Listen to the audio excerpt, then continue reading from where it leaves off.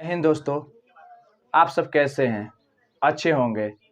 चलिए आज हम लोग मैथ का बहुत ही प्यारा टॉपिक लेकर पढ़ने वाले हैं जो बहुत ही बेसिक होता है, सभी को जानना जरूरी होता है। ठीक है, उसी के बारे में हम जानेंगे। जैसे अंक, अंक क्या होते हैं? ठीक है, तो चलिए अंक के बारे में जानते हैं। अंक इस इंग्लिश में क्या कहते हैं? डिजिट।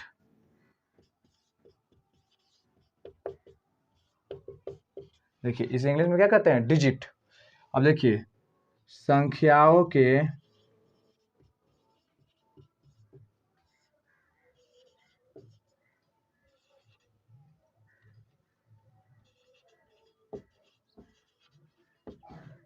मूलभूत इकाई को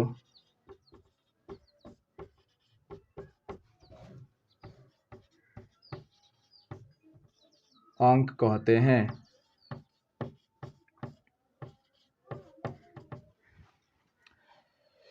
देखिए पहला क्या होता है इसका,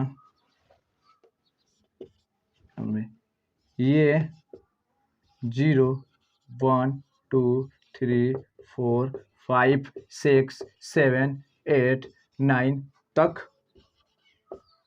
होते हैं।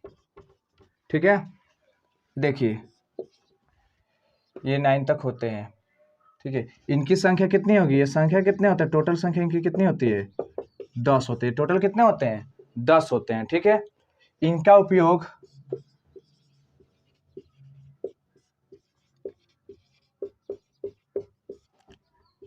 संख्याओं के निर्माण में किया जाता है।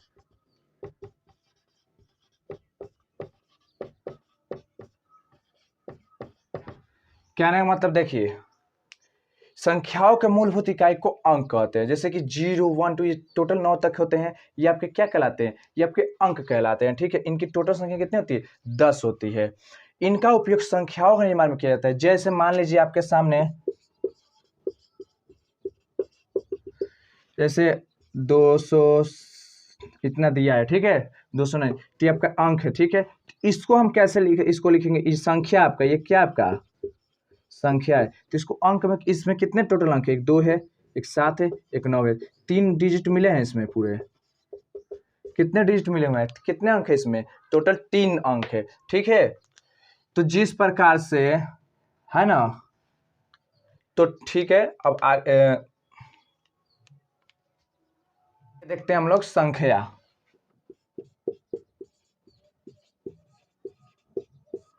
संख्या यानी नंबर। ठीक है, संख्या वह गणितीय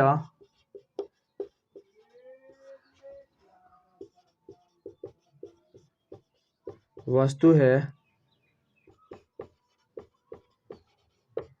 जिसका उपयोग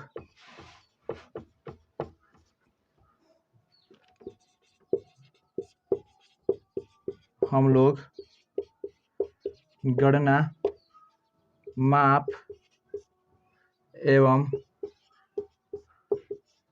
लेवल के रूप में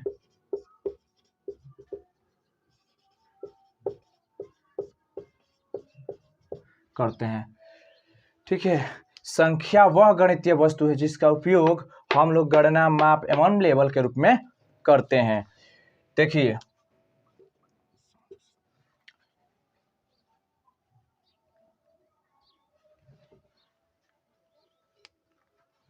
भूला गया, इतना अच्छा टॉपिक याद होगा।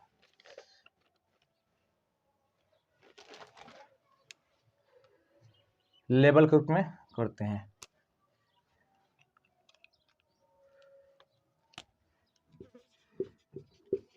इसकी संख्या, इसकी शुरुआत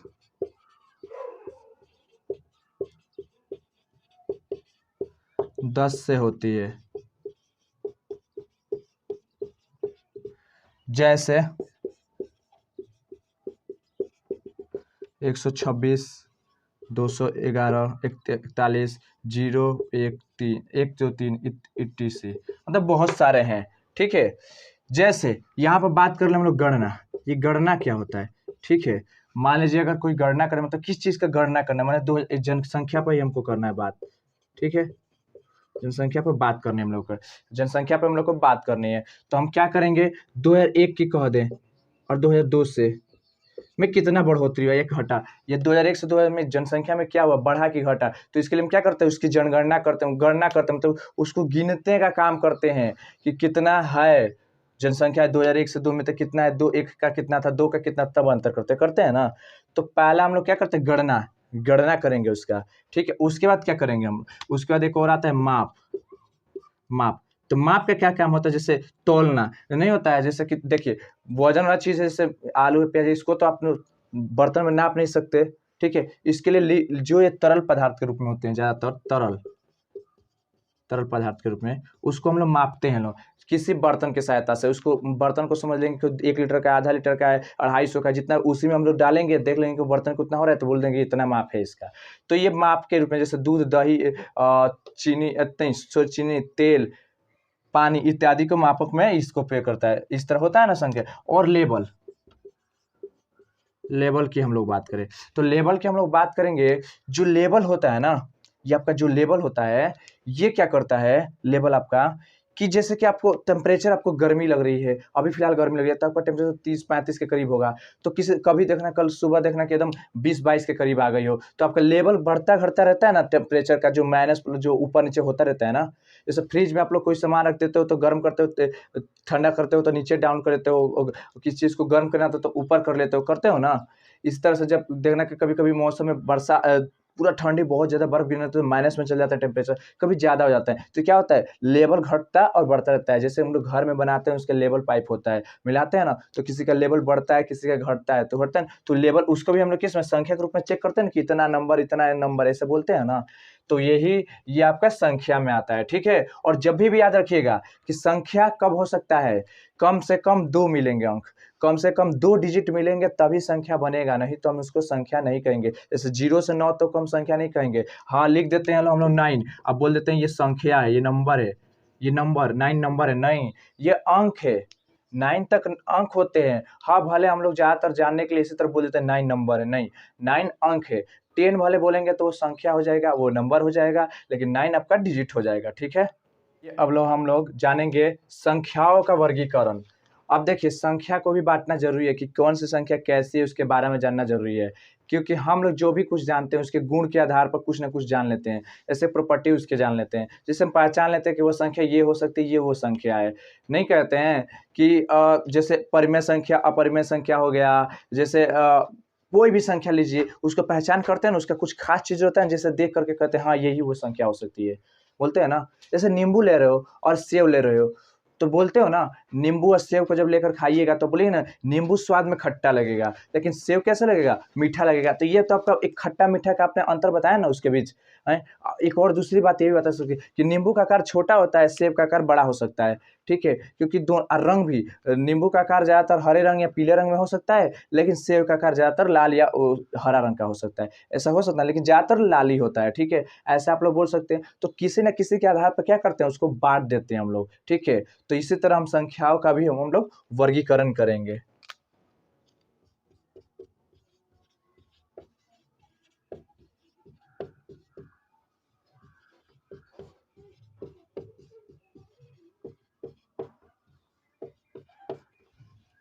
पहला आप लोग इसमें पढ़ेंगे प्राकृत संख्या। ठीक है, नेचुरल नंबर। ठीक है, गिनती की संख्या को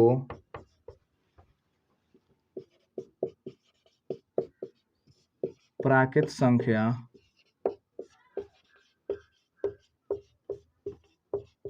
कहते हैं। इसे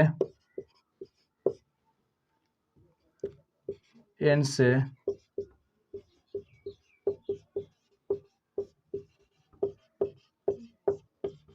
सूचित करते हैं, जैसे 1 2 3 4 कहाँ इन्फिनिटी, यानी कहाँ अनंत, कहाँ अनंत। ठीक है, अब देखिए इसमें क्या होता है कि सबसे छोटी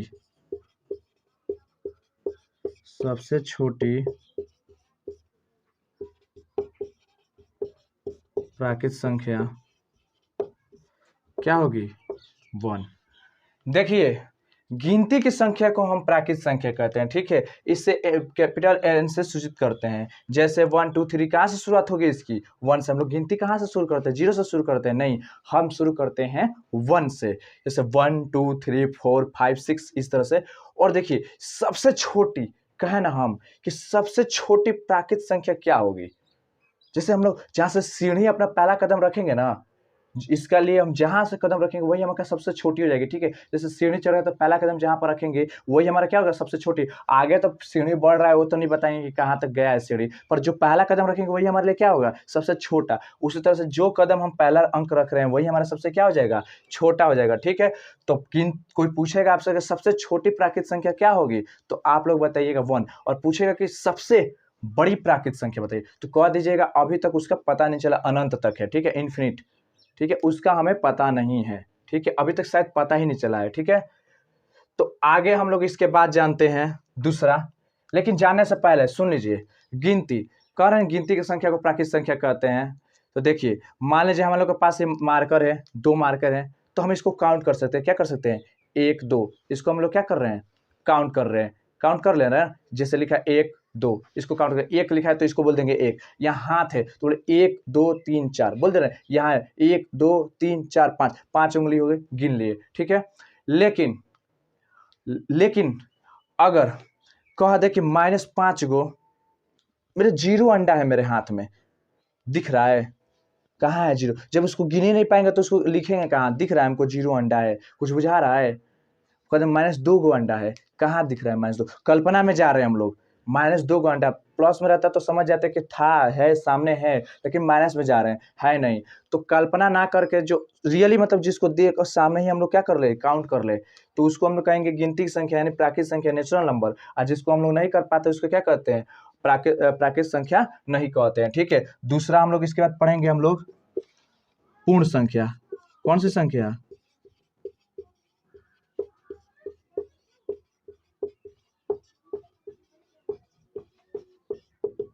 होल नंबर। क्या पढ़ेंगे हम लोग, होल नंबर। देखिए गिनती की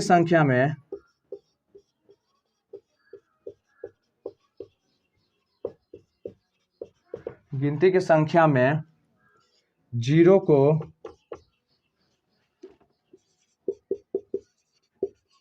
शामिल कर लेने से बनी संख्या को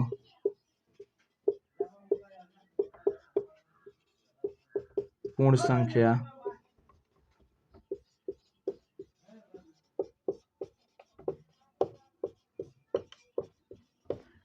कहते हैं। देखिए इसमें पहला टर्म क्या होगा, इसे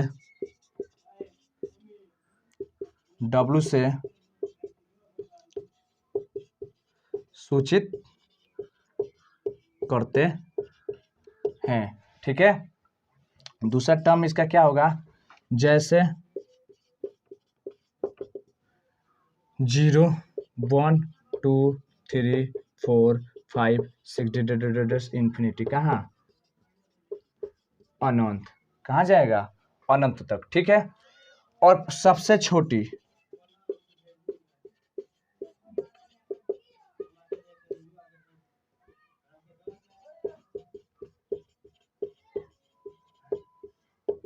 जीरो।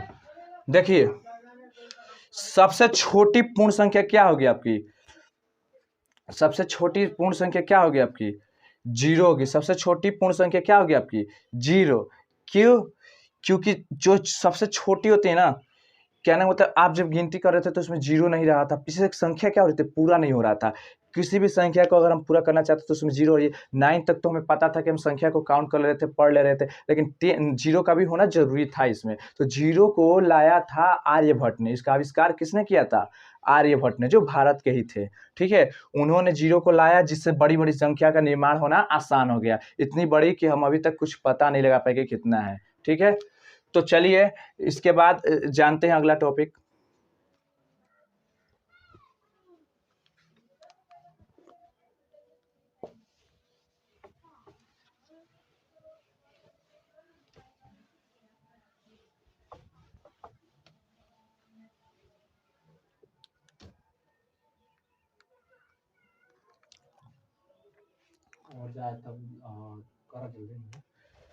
देखिए नोट में, नोट, सभी प्राकृत संख्या पूर्ण संख्या हो सकती, पूर्ण संख्या होती है। सभी प्राकृत संख्या पूर्ण संख्या, पूर्ण होती है, पूर्ण संख्या। ठीक है, संख्या होती है। कैसे? जैसे जैसे पूर्ण नेचुरल नंबर क्या हो गया? 1 2 3 4 डेस, उसको होल नंबर क्या हो गया? 0 1 2 3 4 डेस। तो सभी प्राकृत संख्या आपका क्या है? ये है। क्या आपका प्राकृत संख्या? ये है। और पूर्ण संख्या होती है। कह रहा कि सभी क्या प्राकृत संख्या जो तो पूर्ण संख्या होती है? हाँ। जैसे कि मान लीजिए यहाँ 1 से हो रहा था, क्या इसमें जो पूर्ण संख्या है, क्या इसमें 1 2 3 4 नहीं आ रहे हैं? क्या इसमें नहीं मिल जा रहे हैं? तो हम नेचुरल नंबर को भी क्या कर सकते हैं? पूर्ण संख्या बोल सकते हैं ना। नेचुरल नंबर का पूर्ण संख्या हम कह सकते हैं कि नेचुरल नंबर क्या है? पूर्ण संख्या हो सकता है। लेकिन पूर्ण संख्या को हम नेचुरल नंबर नहीं कह सकते, यानी पूर्ण संख्या को हम प्राकृत संख्या नहीं कह सकते, क्योंकि इसमें जीरो है। ये इसमें तो जीरो नहीं है ना, तो हम इसको कैसे कह सकते हैं? लेकिन इसको हम क्या कह सकते हैं? ये कह सकते हैं, यानी प्राकृत संख्या पूर्ण संख्या हो सकती है। देखिए अब तीसरा टॉपिक आप लोग का क्या था? पूर्णांक।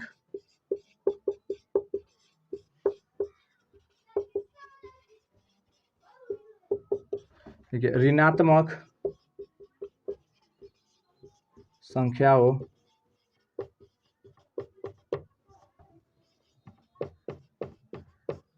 और धनात्मक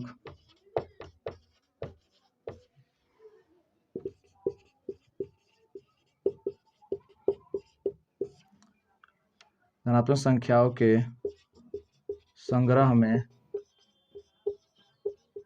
जीरो को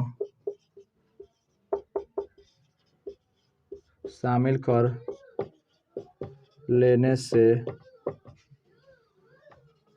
बनी संख्या पूर्णांक कहलाती है।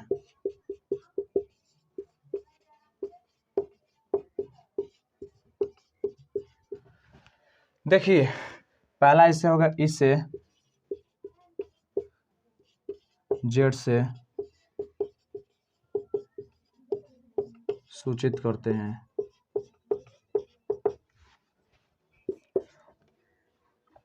जैसे इन्फिनिटी -3 -2 -1 0 1 2 3 4 यानी कि मतलब कि ये जो शुरुआत होगी, ये जो होता है क्या करता है? अपना क्षेत्र को बढ़ा लेता है। जैसे कि प्राकृत संख्या के पास 1 से शुरू हो रही थी, पूर्ण संख्या के पास 0 से शुरू हो रही थी, और ये क्या करता है कि 0 और प्राकृत संख्या दोनों करते हैं, पूर्ण और प्राकृत को रखते हुए साथ में क्या करता है? ये माइनस वाले को भी अपने पास ऐड कर लेता है। इन जो माइनस वाले होते हैं ना, उनको भी अपने पास रख लेता है और क्षेत्र अपना बड़ा कर लेता है। यानी आप इसके पास जाइएगा तो ऋणात्मक पूर्णांक भी और धनात्मक पूर्णांक भी दोनों आपको देखने को मिल जाएंगे, साथ ही साथ जीरो के साथ। ठीक है, तो इनमें से कोई भी संख्या अगर आपको कहीं नजर आती है तो उससे आप क्या कर सकते हैं? उससे आप पूर्णांक बोल सकते हो, इंटीजर बोल सकते हो। ठीक है, चौथा टॉपिक परमेय संख्या।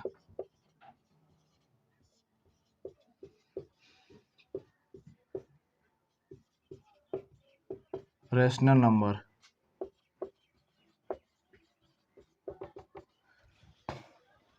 वैसी संख्या जो p/q के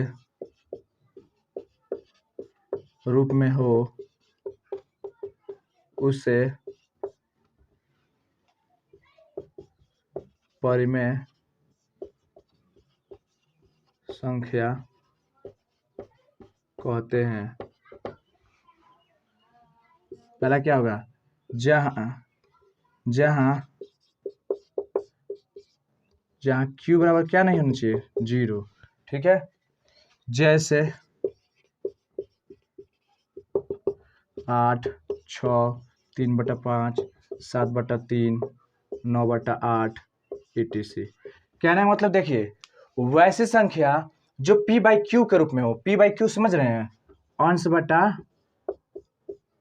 हर के रूप में, यानी हर कभी भी क्या नहीं चाहिए, 0 नहीं रहना चाहिए, नीचे कभी भी 0 नहीं रहना चाहिए। अगर 0 नीचे रहता है तो ये मान आएगा आपका, 0 नहीं नीचे रहना चाहिए, कभी भी आपका नीचे 0 नहीं, 0 रहे ऊपर तो चल जाएगा, नीचे आपका 0 कभी भी नहीं रहना चाहिए। अगर रहता है तो परिमेय संख्या कभी नहीं हो सकता। क्या नहीं हो सकता, परिमेय संख्या कभी नहीं हो सकता। ऐसे कोई बट्टा के रूप में रहे, या ये देखिए, ये 6 लिखे हैं तो इसके नीचे कुछ नहीं किया तो क्या है, 1 है तो आपका अंश ये बट्टा में हर, इसके नीचे कुछ नहीं तो 1 है तो अंश ये बट्टा में हर, तो दिख रहा है ना। तो ये सारे के सारे आपके क्या होते हैं, परिमेय संख्या होते हैं। ठीक इसके अपोजिट जो होता है अपरिमेय संख्या।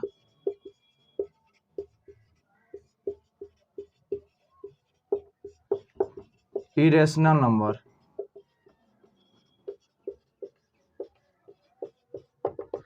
कहेंगे वैसी संख्या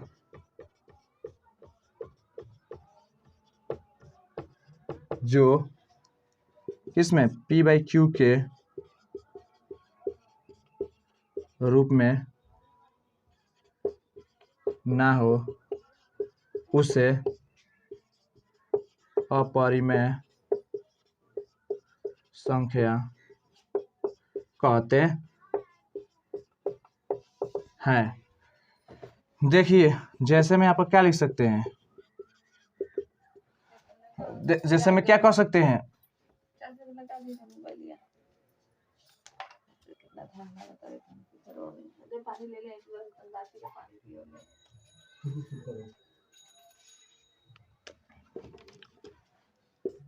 जैसे में √3, √2, √3, √7 etc।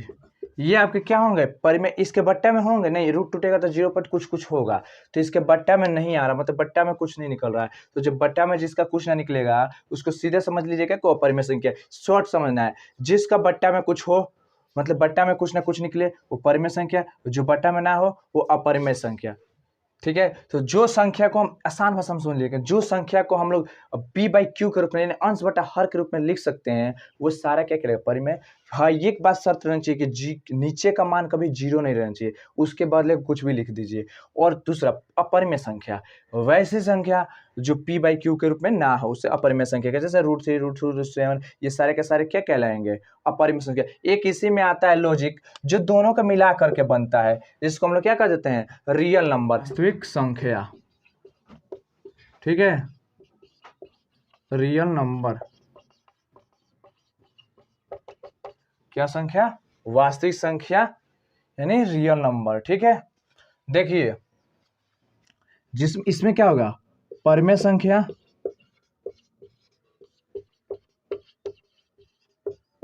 और अपरिमेय संख्या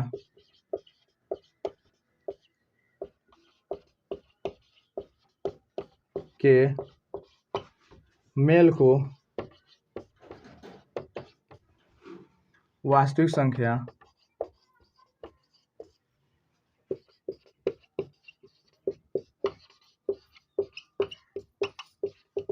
कहते हैं।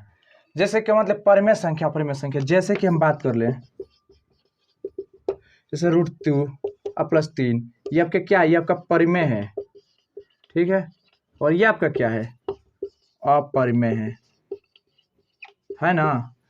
ये आपका अपरिमेय है, ये आपका परिमेय है। ठीक है, तो दोनों में ये अंतर होता है कि देखिए दोनों क्या हो रहा है, जोड़ या घटा या पूर्णांक तो क्या एक दूसरे से जुड़े हुए हैं, यानी परिमेय संख्या भी है उसमें अपरिमेय संख्या, दोनों मिल रहे हैं आपस में।